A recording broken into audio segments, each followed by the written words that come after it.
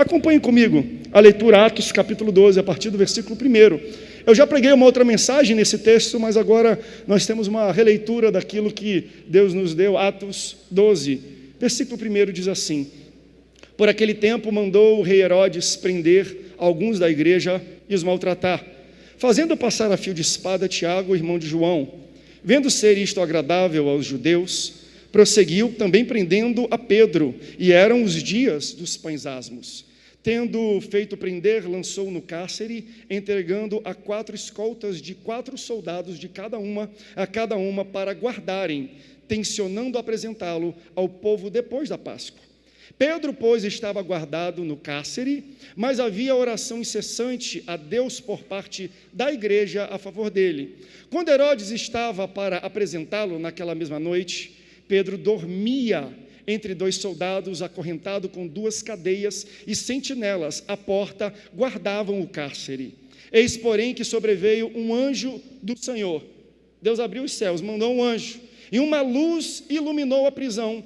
E tocando ele ao lado de Pedro, o despertou, dizendo: levanta-te depressa. Então as cadeias caíram-lhes das mãos. Disse o anjo: cinge-te, calça as sandálias. E ele assim o fez. Disse-lhe mais: põe a capa e me segue. Então, saindo, o seguia, não sabendo que era real o que fazia por meio do anjo. Parecia-lhe antes uma visão. Depois de terem passado a primeira e a segunda sentinela, chegaram ao portão de ferro que dava para a cidade, o qual se lhes abriu automaticamente, e saindo enveredaram por uma rua, e logo de adiante o anjo se apartou dele. Então Pedro, caindo em si, disse: agora sei verdadeiramente que o Senhor enviou o seu anjo e me livrou da mão de Herodes e de toda a expectativa do povo judaico. Se você ama a palavra de Deus, diga: eu amo a Bíblia. Tome o seu assento. Você acompanhou comigo e percebeu que na leitura tem muita porta, né? Um anjo vem, aí abre a porta da cadeia, abre a cela, abre a porta de ferro. Se eu continuasse lendo esse texto, ele ia chegar na casa de Maria, onde Rode, ele bate a porta, tem mais uma 4ª porta. Então existe muita porta inserida no contexto desta passagem de Pedro. E eu acho interessante que portas fechadas, é óbvio que apontam para enclausuramento, para lugares fechados, para prisão, para reclusão. Porém, quais são as portas que realmente nos aprisionam? Quais são as barreiras que realmente nos seguram de progredir e alcançar aquilo que Deus tem preparado para cada um de nós, o romper, o crescer que Ele espera da gente? O que é que realmente segura a gente? São portas físicas? São pessoas negativas, estruturas que não me deixam crescer, seja na empresa, seja na igreja, no ministério, onde é que é? Será que são realmente essas portas fechadas que me impedem e me seguram de romper e alcançar o nível que Deus espera que eu alcance? Será que são as portas aqui fora ou são as portas aqui dentro? Eu digo isso porque na Bíblia o que mais tem é Deus levantando gente para falar sobre, não portas que estão externas, fechadas, ou através de pessoas, mas portas que nós fechamos dentro da nossa cabeça. É dentro da nossa mente que existe uma grande guerra de porta aberta e fechada, e às vezes a gente atribui a fatores externos aquilo que a gente está vivendo dentro da nossa vida.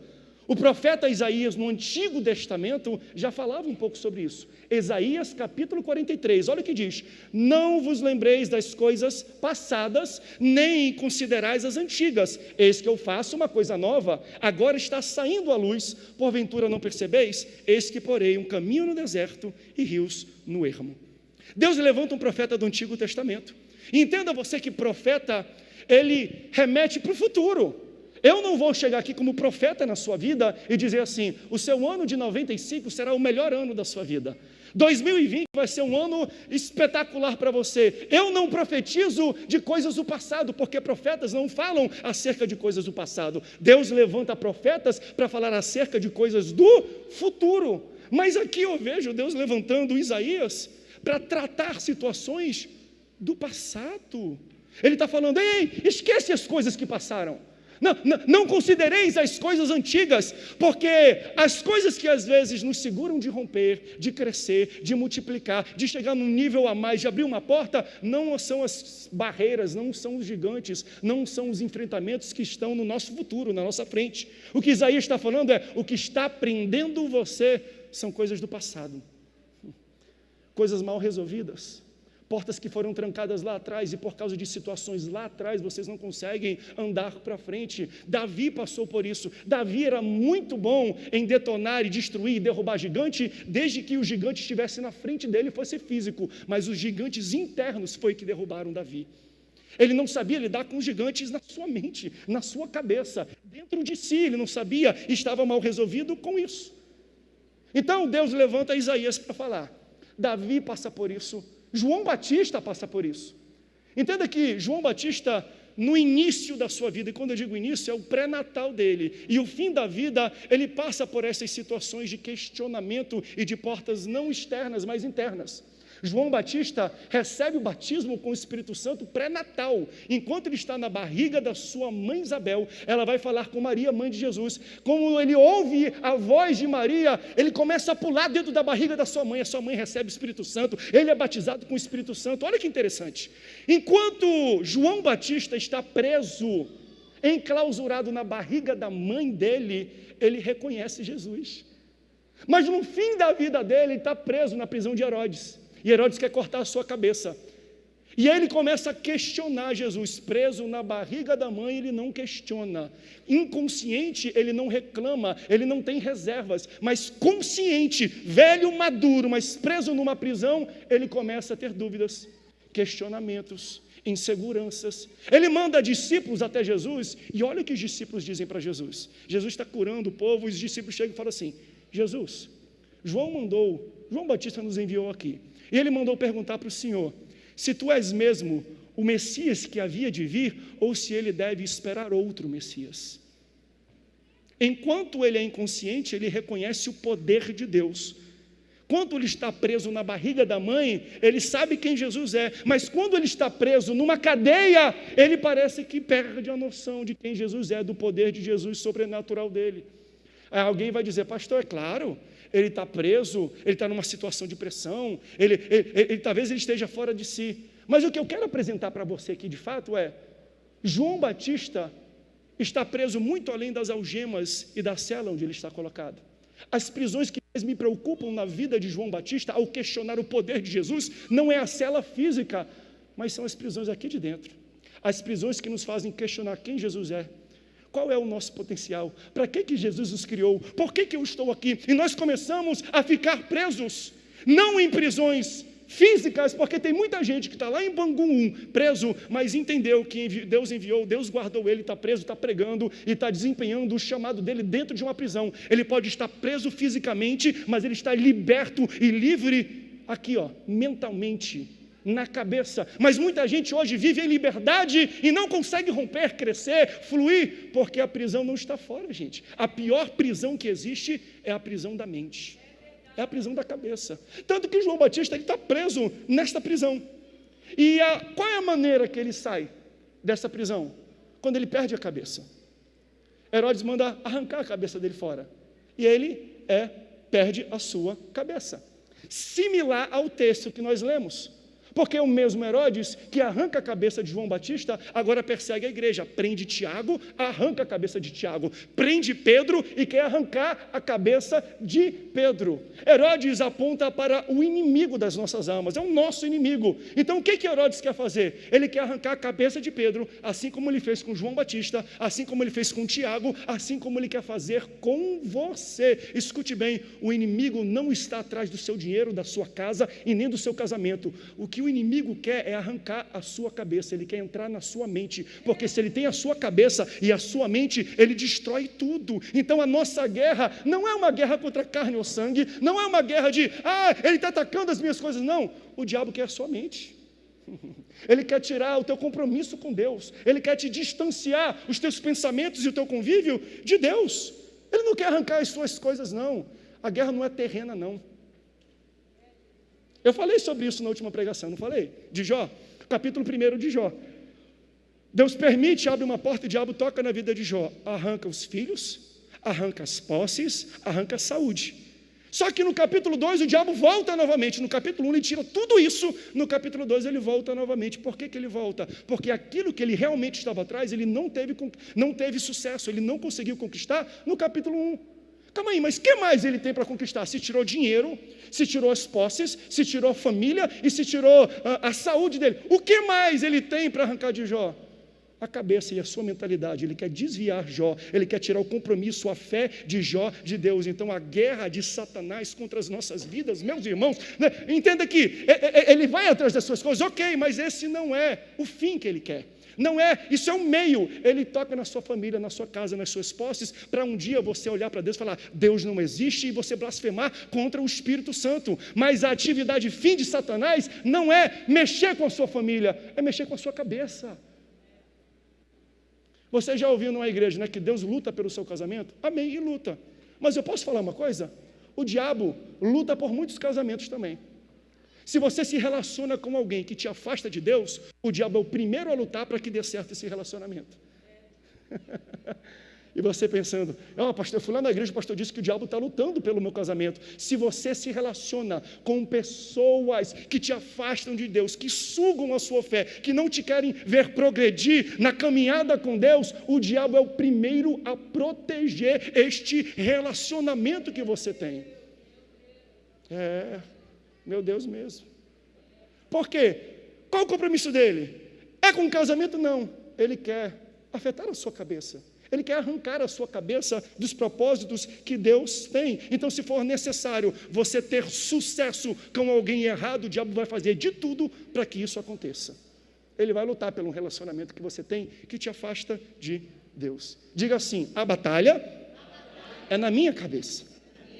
A batalha é por minha cabeça.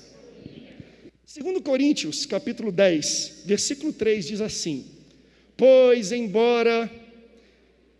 porque andando na carne, não militamos segundo a carne. Versículo 4.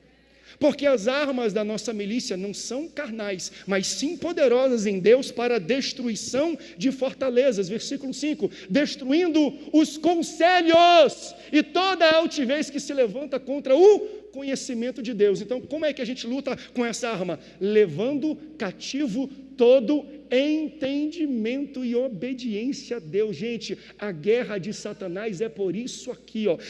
A outra versão fala, levamos cativo todos os pensamentos para torná-los obedientes a Deus. É tão simbólico como Jesus é crucificado e o local onde ele é crucificado, porque antes de Jesus ser pregado numa cruz, antes de perfurarem os seus pés, as suas mãos e pendurá-lo no madeiro, a primeira coisa que os guardas fazem é pegam uma coroa de espinhos e colocam onde? Na cabeça. Depois ele carrega esse madeiro até o Gólgota, ou Golgotá, até o Calvário. Calvário e Golgotá é a mesma palavra em línguas diferentes, e elas têm um significado. Qual é o significado de Gólgota, ou de Golgotá e Calvário? Significa lugar da caveira. Jesus é crucificado em um local que aponta para a sua cabeça, porque a guerra que o diabo tem aqui conosco não é por causa das posses, dos bens materiais que nós temos. Ele quer mexer com a sua cabeça, ele quer destruir os seus pensamentos. Por isso que a Bíblia fala, e o Senhor está falando, eu estou dando armas para vocês. Não são armas físicas, não são carnais ou humanas, mas são espirituais e têm o poder de destruir fortalezas. Pastor, como é que eu consigo destruir fortalezas nesse ambiente? Quando nós mantemos cativos todos os pensamentos que nos afastam de Deus, quando nós tentamos falar, Senhor, protege, blinda a minha mente, blinda a minha alma, as minhas emoções, porque o diabo quer mexer com a minha cabeça, Senhor. Aleluias, aleluias. A guerra é por isso aqui, gente. A guerra é por isso aqui. É por isso que Jesus entrega, ele entrega a sua vida. Jesus não é morto, ele dá a sua vida. E quando ele entrega a sua vida, diz que O véu do templo se rasga, se rompe, mas não rasga de baixo para cima, como é normal. Não, rasga de cima para baixo, porque antes de andar no milagre, o milagre tem que acontecer aqui. Antes de você andar no romper com o seu corpo, o romper tem que acontecer aqui na sua mente. Deus tem que dar luz e rasgar e abrir portas na sua cabeça, na sua mentalidade, com o seu conhecimento, para que você entenda que Ele tem grandes coisas para você. Como é que nós vamos destruir as armadilhas, os ataques astutos do nosso inimigo? Quando nós levarmos cativos todos os pensamentos que nos aprisionam. Deus está falando, eu tenho uma porta para você, só que essa porta você não abre com mão, nem com o pé, nem com a perna, é uma porta que você vai abrir com a cabeça. Deus tem portas para cada um de nós essa noite, e Ele está abrindo, Ele está falando, entre de cabeça nessa porta, entre com a sua cabeça nessa porta, entenda, ilumine a sua mente, eu quero tratar a tua cabeça, porque não adianta eu te dar libertação, se eu não libertar isso aqui. De que adianta? Eu vou te curar, mas eu não curei isso aqui. Isso aqui é mais importante do que perna, do que coisas. O diabo quer a sua cabeça. É por isso que quando o anjo ele chega, e a primeira coisa que o anjo faz, quando ele desce na prisão, a palavra diz que ele ilumina. Iluminação tem a ver com revelação. Por quê? Porque a luz revela o que está no local. Ela traz luz e você consegue ver aquilo que já existia antes. Para você entender esse ponto, deixa eu fazer um exemplo bem joseense, como a cidade da aviação. Repita após mim. A minha mente é o piloto. O meu coração, a tripulação.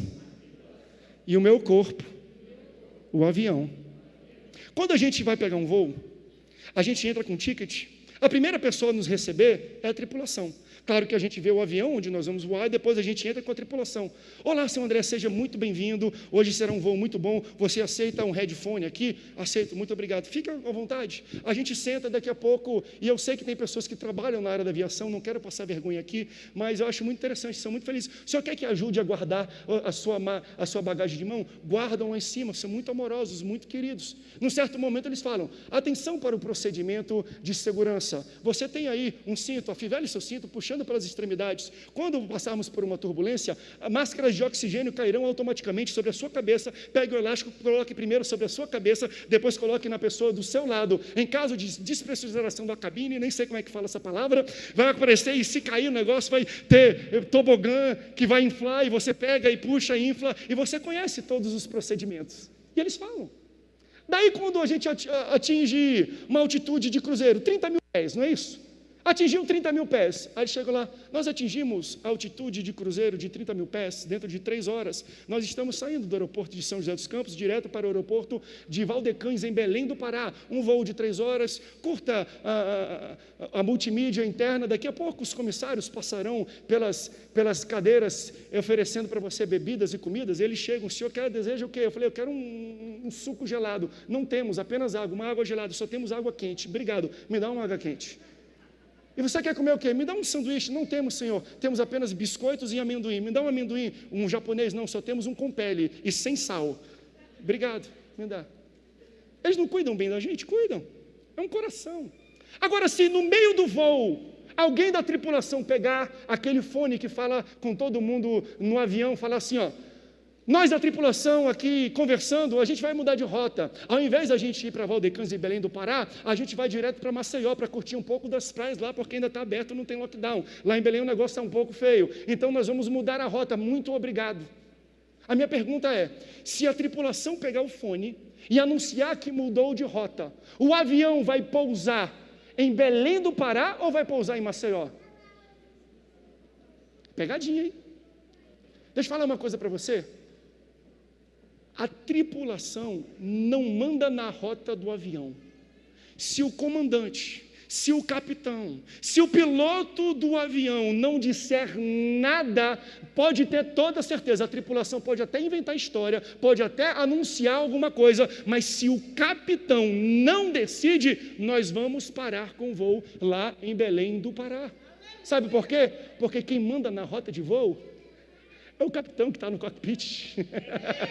A sua mente é o capitão, é ele que manda. Mas o problema é que nós atribuímos à tripulação a responsabilidade de dizer onde o voo da nossa vida vai parar, onde o nosso copo vai parar. Nós colocamos para a emoção e para o nosso coração dizer: eu não vou hoje para a igreja, eu não estou muito legal, eu não vou mais servir a Deus, eu estou baixo, eu estou com down, eu não sei o quê. Nós atribuímos e damos a responsabilidade de decidir o destino da nossa vida para a tripulação, só que a tripulação não manda, quem manda é o capitão que está lá no cockpit. Você nem vê ele, você nem fala com ele, você nem ouve a voz dele, mas para onde ele decidir, o avião vai.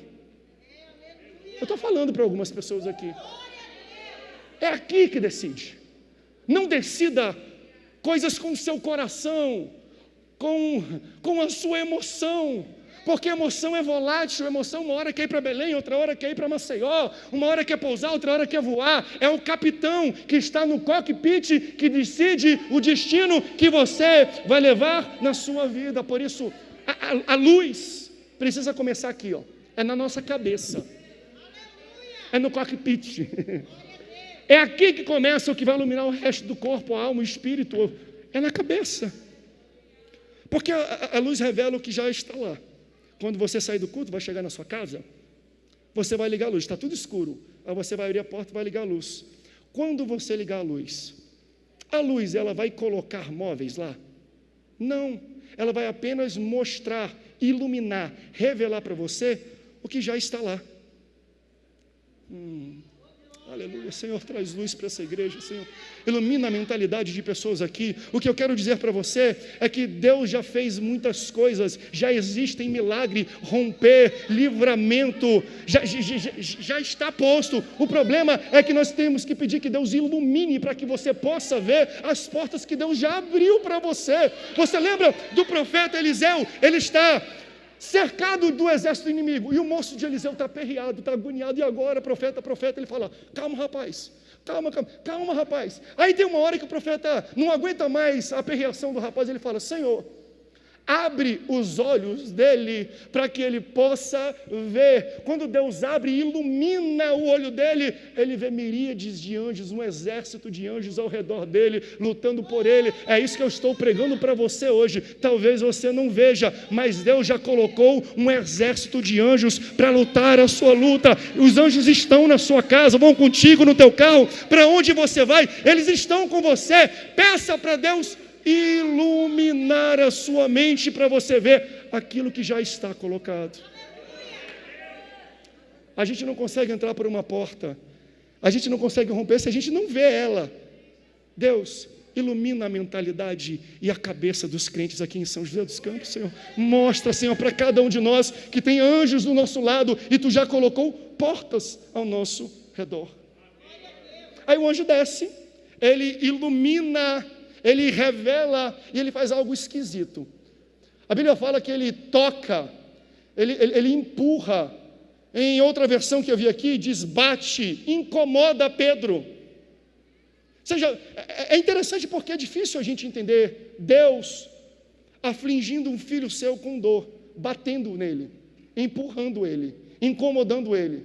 É difícil a gente entender Deus fazendo isso. Mas esse anjo, quando desce, a palavra diz: ei, eu tenho um sono muito leve, se a minha mulher só tocar em mim eu acordo, mas ela, meu Deus, eu tenho que ser que nem esse anjo. Acorda, Nayane, eu tenho que incomodar, eu tenho que chacoalhar. Às vezes não tem esse, às vezes tem gente que tem que dar tapa na cara, você tem que machucar a pessoa, porque ela está dormindo e tem um sono muito pesado. Por que Deus faz isso? Por que o anjo o empurra, incomoda, bate em Pedro? Porque Pedro, além de estar trancado, enclausurado, confinado numa prisão, ele está amarrado, acorrentado a pessoas.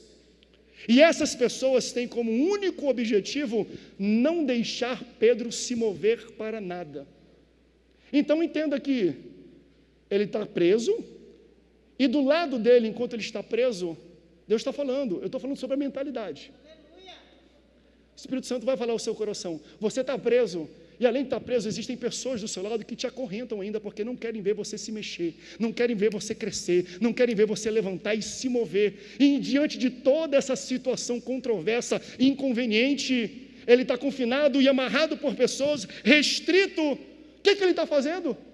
Ele está dormindo. Ele ia morrer no próximo dia. Era de noite, no outro dia ele ia acordar, iam cortar a sua cabeça. Ele estava preso, acorrentado por pessoas que não deixavam ele se mover, e ele estava dormindo. Sabe por que Deus às vezes machuca a gente? Deus empurra a gente. Sabe por que Deus incomoda a gente? Porque a gente se acostuma a estar em situações que não éramos para estar. A gente está muito tranquilo, acorrentado, preso, quando não éramos para estar em situações disfuncionais na minha vida. Tem gente que está vivendo situação disfuncional aqui e está muito tranquilo, e está dormindo. Tem gente que está amarrado a pessoas que não deixam você crescer, pessoas que são âncoras, que não deixam você vir para a casa de Deus, que se distanciam de Deus, que arrancam a sua fé. Você está preso, enclausurado, ligado a essas pessoas, e você ainda está tranquilo, dormindo. É por isso que às vezes Deus incomoda a gente e cria situações desconfortáveis para dizer para você: chega disso. Você não foi feito para dormir na prisão. Você não foi feito para ficar aprisionado a essas pessoas. Então Deus machuca a gente, aflige a gente, incomoda para a gente ficar em pé e fazer alguma coisa a respeito. Por muito tempo você viveu numa situação disfuncional na sua vida, e Deus hoje te chacoalha falando: eu vou mudar o ambiente, eu vou mudar as pessoas que te acorrentam, eu vou apresentar novas amizades, novos locais. Por quê? Porque onde você está, não apenas está aprisionado, mas você está acorrentado a pessoas que querem te ver presas, não querem te ver crescer e nem te mover. Tem muito crente tranquilo com isso. Isso me incomoda. Muito crente em relacionamento que afasta ele de Deus, está aprisionado, está acorrentado a pessoas e acha que está tudo bonito, tudo lindo, está dormindo e tranquilo. Deus fala: você não foi feito para dormir na prisão, não. Você não pode se conformar, você não pode se sentir à vontade em ambientes que você não foi feito para estar. Ei, prisão, deserto é lugar de passagem, não é lugar de morada. Não durma no deserto, não durma na prisão, não acampe, não faça tenda no local onde Deus disse: é só passagem, eu vou te tirar daí. Não fique acomodado com situações disfuncionais na sua vida. Deus está falando a pessoas aqui: há quanto tempo você já está confortável com essa condição errada na sua casa, na sua vida, no seu trabalho, nos seus relacionamentos? Até quando? Até quando? É por isso que Deus, Ele tira algumas coisas, a gente não entende. É porque Ele quer chacoalhar a gente. Ele quer uma ação, Ele quer que a gente fique em pé. Quer ver um exemplo muito bom disso? Elias, ele, usado por Deus, profetiza ao rei Acabe falando: vai ter uma seca aqui nessa terra, não vai cair um pingo de água. Aí Deus, já prevendo que a seca ia ser devastadora, leva Elias até um ribeiro de águas. E nesse ribeiro de águas ele tem água à vontade para beber. Enquanto todos estão vivendo a seca, ele é alimentado e ele tem o que beber, porque Deus conduz ele para aquele local. Daí ele se acostuma, porque Deus, além de mandar água, manda alimento para ele. Como é que Deus manda alimento? Através de corvo. Os pássaros vão levando nos seus bicos comida, pedaços de pão para ele se alimentar. E se você ler a história, você percebe que ele fica deitado, ele fica confortável, ele fica acostumado a beber, porque tem ribeiro de água aqui, e a comer, porque a comida vem de delivery do iFood, iCorvo, que Deus manda colocar para ele. Aí sabe o que Deus faz, gente? Deus faz algo engraçado, daí. Deus seca o ribeiro. Aí, ele acorda um dia, o ribeiro de águas, a qual Deus encaminhou ele para lá, seca. Calma aí, Deus, calma aí. Tu que me trouxe para cá, tu que me colocou nesse ribeiro de águas, e agora ele seca. Foi tu que abriu essa porta de emprego, Senhor, e agora isso.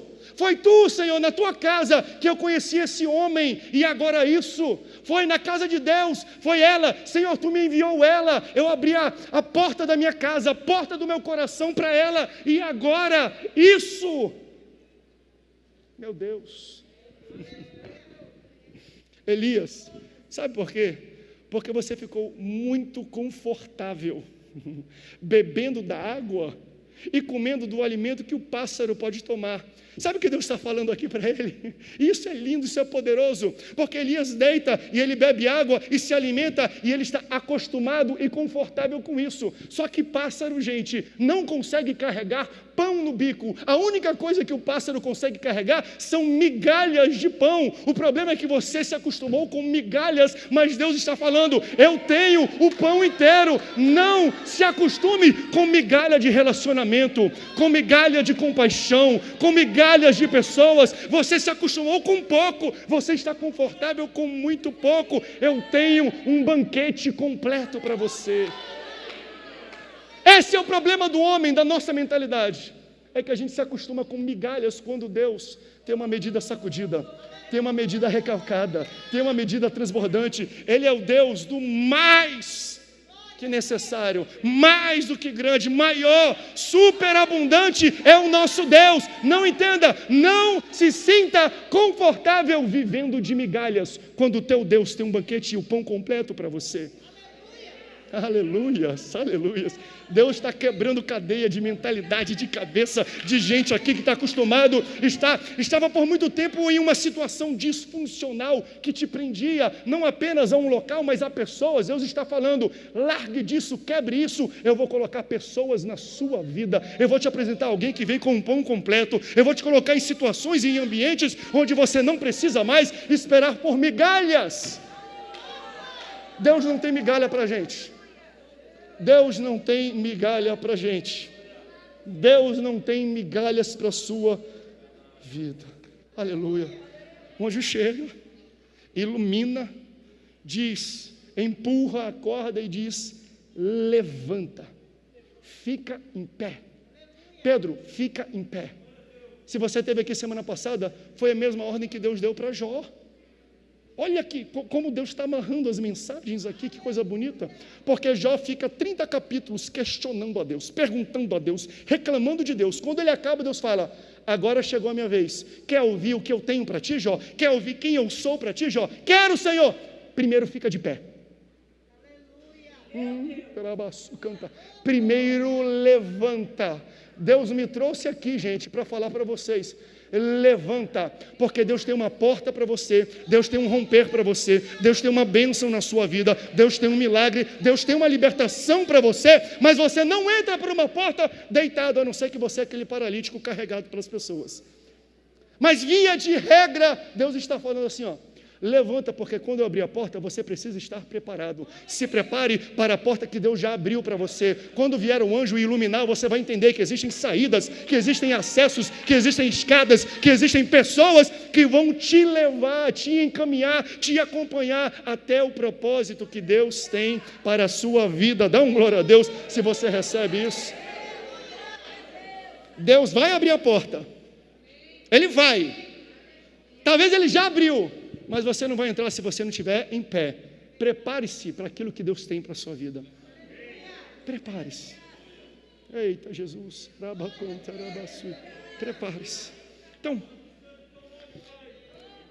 Abraão e Sara, e eu falei também isso aqui, todas as mensagens estão interconectadas. Eles vão à frente do GPS. Deus disse que ia dar filhos para eles. Eles entenderam que daria, mas eles queriam ir à frente do GPS. Tanto que Sara chega, olha, eu não posso ter filhos. Pegue Agar, a concubina, e tenha um filho com ela, para que a promessa de Deus seja feita através dela. Já que você vai ser pai de uma grande nação, você precisa ter filhos. E por causa da precipitação dele, ele fez uma burrada muito grande. Mas Deus honra a aliança que tem com Abraão. Não é porque ele errou, Deus vai abençoar também o seu filho. Não só Isaac, abençoa também Ismael. Em um certo momento, Agar e Ismael são expulsos por Abraão e por Sara da sua tenda, da sua família, da sua terra. Fala, ó, não dá mais, está aqui, ó, um pouco de água, um pouco de bebida e um pouco de alimento. Vai embora, encontre seu rumo e tchau, tchau. A palavra de Deus fala que eles vão. E eles começam a andar no deserto e num certo ponto a água termina. A comida e o alimento terminam. E ela que carrega o seu filho não aguenta mais ver o seu filho passando sede, passando fome. E ela percebe que o garoto está prestes a morrer, porque ele não tem do que beber, ele não tem do que comer. E no impulso de uma mãe de não querer ver o seu filho morrendo nos seus colos, olha o que Agar faz. Ela encontra um arbusto no meio do deserto. E ela coloca Ismael ali debaixo daquele arbusto. Ela se distancia do menino e ela fica vendo o menino, a morte dele, até ele desfalecer. Ela se prostra e ela vê a morte diante dela e ela fica confortável com a ideia que ele vai morrer. Ela se prostra e fala: não tem mais saída, a vida é assim, agora acabou, não tem mais nada o que eu possa fazer. O que ela faz? Ela senta, ela se prostra enquanto o menino morre. Ela entende primeiro na cabeça: ele já morreu. Então o corpo, na verdade, com as suas emoções, ela diz que já morreu. Então o corpo age de acordo com a tripulação e não com o comandante. Deixa o menino ali, se distancia até o menino morrer. E ela se prostra, ela se dobra, ela senta, ela fica de joelhos, sem fazer nada, se sentindo impotente naquele momento. Daí um anjo de Deus aparece naquele local. Aleluia. Porque ele aparece nos piores momentos da nossa vida. Um anjo de Deus aparece, e se bota para mim Gênesis capítulo 21, versículo 18 e 19. Olha o que o anjo diz, olha o que Deus diz para Agar. Agar, ergue-te, levanta. A mesma coisa que Deus fala para Jó, a mesma coisa que Deus fala para Pedro, que estava numa prisão, é o que ele fala para Agar. Agar, eu tenho uma porta de saída, mas primeiro levanta-te, pega o menino pela mão, porque dele farei uma grande nação. Agora olha o que é bonito, olha o que é bonito, bota o próximo versículo, está aí, ó. E abriu-lhe Deus os olhos, e viu um poço de água. Entenda. O poço já estava lá, mas se ela não se levantasse, ela nunca ia ver o poço. O problema é que nós estamos aqui enclausurados, presos e acorrentados, e Deus está falando: levanta, porque a tua porta vai aparecer quando você levantar, porque a saída que você espera vai acontecer quando você levantar. Diga, fala para o comando aqui, a tua mente: emoção, para, corpo, levanta, porque se ela não tivesse levantado, ela nunca veria a saída e a solução que Deus enviou para ela. E Deus está ministrando em alguns corações aqui. Você não vê porque você está prostrado, você está deitado, você está acorrentado e está acostumado, você já fez a sua cabeça: é assim que vai acontecer mesmo, pastor, não tem saída mais, não tem mais nada o que a gente pode fazer. Você se acostumou e ficou confortável com a ideia que não existe saída, mas hoje Deus me manda dizer para você: levanta-te, ergue-te, fique de pé, porque Deus vai mostrar a saída. No 3 você vai dar um pulo da cadeira, vai levantar e vai dar um glória a Deus. 1, 2, 3, levanta-te! Levanta, igreja, levanta!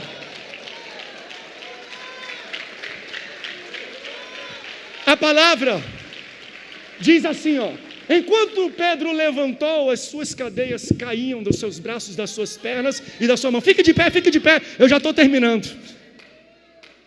Levanta-te, não senta não, o poço está aí na frente, se você sentar você não vai ver. A palavra fala assim, ó: enquanto Pedro levantava, as cadeias e algemas caíam das suas mãos e dos seus pés. Deus não te capacita para fazer, Deus te capacita enquanto você faz. Então você está deitado, acorrentado, falando: e agora? Eu preciso de dinheiro para fazer isso, de talento, de conhecimento, de peixada, de indicação. Não, Deus está falando: levanta primeiro, porque enquanto você levanta, eu estou vendo. Enquanto você levanta, as cadeias quebram. Enquanto você levanta, Deus coloca chão, pisa. Eu vou repetir o que Deus tem falado aqui nessa ministração. Assina um contrato. Pastor, não estou vendo o chão. Dá o passo, levanta, assina. Por quê? Porque Deus vai te dar provisão. É enquanto você faz que Ele começa a te dar provisão. Então não espere ser capacitado para levantar. Te levanta que Ele te capacita. É enquanto você faz, é enquanto você levanta, é enquanto você trabalha, é enquanto você desempenha, é enquanto você serve, que Deus vai colocando o chão, vai te dando provisão, vai colocando dinheiro no banco, vai botando pessoas para te ajudar, para te livrar. Não para, não senta, levanta. Aí o anjo sai, aí o anjo fala assim: cinge-te, arruma o cabelo. Olha a preocupação do anjo. Arruma o cabelo, coloca a sandália, Pega a veste e coloca a capa. Tem mais alguma coisa? Não. Leva tudo. Não deixa nada para trás. Arruma o cabelo, nem fio de cabelo deixa. Arruma o cabelo, vamos sair daqui. E eles saem da prisão. A porta da cela se abre. A porta da prisão se abre. A porta da cidade se abre. Ele teve que fazer alguma coisa? Não, só ficar de pé. Fique de pé que Deus faz o resto. Fique de pé que Deus abre as portas. Fique de pé. Use a sua mente. Não deixe o diabo entrar aqui. Não deixe ele mexer com as suas emoções através da sua mente, achando que Deus está longe, que Deus não gosta mais de você. Não. Não se acostume com ambientes e situações tóxicas para você. Fuja disso. Mas não deixe o diabo entrar aqui e te distanciar de Deus. Fica em pé, que enquanto você fica em pé, as portas se abrem, as cadeias se abrem. Fica de pé somente, bota a sandália, te veste. Por quê? Te prepara para a porta que Deus vai abrir. Fica pronto. E aí o anjo sai com Pedro. E ele não deixa nada, porque ele leva tudo. Até o cabelinho ele arrumou. E isso tem um paralelo muito bonito com quando Jesus também ressuscitou. Jesus também ficou enclausurado. Na cruz não, na tumba. Durante 3 dias, colocaram o corpo de Jesus ali. Colocaram uma pedra, lacraram em 2 guardas para Jesus não sair de lá. Ninguém vai entrar e sair. Ninguém vai tirar o corpo, vai ficar aqui. E tem um paralelo muito bonito entre essas 2 histórias. Jesus e Pedro. Primeiro, Jesus, quando ressuscita, a pedra é removida, os guardas não veem nada, não entendem nada, e quando entram, eles encontram um pano. Era o pano que envolvia o corpo de Jesus. E esse pano tinha uma mensagem. Quando você entra e vê que tem um pano, Jesus não está aqui, mas o que envolvia o corpo, a roupa que ele estava usando, está aqui. Por que ele deixou? Para mandar uma mensagem. Que mensagem? É que eu ainda vou voltar. Eu deixei aqui porque um dia eu ainda vou voltar. Agora, quando o anjo chegou com Pedro, falou: não, Pedro, é nada. Arruma o cabelo, não deixa nenhum fio, pega a sandália, pega a roupa e coloca a capa. Tudo que você tem vai sair dessa prisão. E ele estava mandando uma mensagem. Que mensagem é essa, pastor? O anjo estava falando para Pedro: Pedro, nessa prisão, tu nunca mais vai voltar. Não deixa nada para trás não, porque tu nunca mais vai voltar. O que eu venho pregar para você é: quando Deus libertar a sua mente, a sua cabeça, as prisões que hoje te aprisionam nunca mais vão te aprisionar. Ele vai tirar você da crise do pânico, da depressão. E eu não digo que isso é espiritual, não, é mental. E Deus trata disso também, porque Ele é poderoso para fazer infinitamente mais. Mas quando Ele te tirar da bebida, do vício, da droga, da prostituição, eu não sei qual cadeia você se encontra hoje, mas a mensagem de Deus para você é: eu vou te tirar daqui, mas você vai ter que ficar em pé. Você vai botar a sandália, você vai arrumar o cabelo, vai botar a sua capa, você não vai deixar nada para trás, porque quando você sair dessa prisão, você nunca mais vai voltar para ela. Olhe para a pessoa do lado e diga: nunca mais. Deus vai te tirar e nunca mais você retorna. E nunca mais. Ele abre cadeia, Ele abre.